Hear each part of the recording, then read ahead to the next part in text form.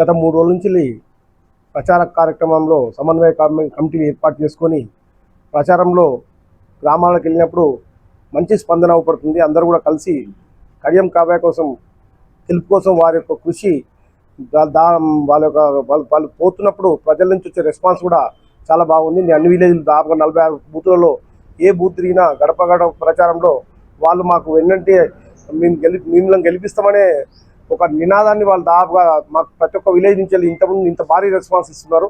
మేము ప్రతి గ్రామం కూడా ఈ రోజు వరకు దాదాపుగా అన్ని గ్రామాలు కూడా 18 గ్రామాలు గ్రామ పంచాయతీలు కూడా తిరగడం జరిగింది. ఈ రోజు వరకు అన్ని గ్రామాలలో 3 రోజులు జరుగుతున్న ప్రచారం చాలా బ్రహ్మాండంగా ఉంది.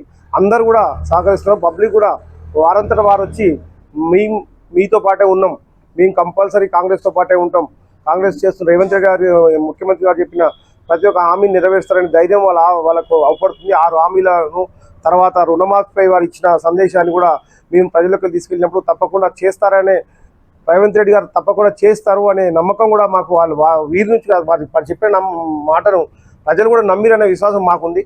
100% కూడా ప్రతి ఒక్కరి ప్రచారానికి పోయినప్పుడు వాళ్ళ యొక్క రెస్పాన్స్ చూస్తే మాకు అది అర్థమవుతుంది. తప్పకుండా ఈ రెస్పాన్స్ బట్టి చూస్తే తప్పకుండా భారీ మెజార్టీతో కడియం కావ్య గెలవడం ఖాయం. అన్నట్టు ఓన్లీ మెజార్టీ ఎంతనే చూసుకోవడమే ఉన్నదని మా యొక్క భావన. 100% ఇక్కడ మంచి మెజార్టీతో కడియం కావ్య గెలుస్తుంది. నమస్కారం.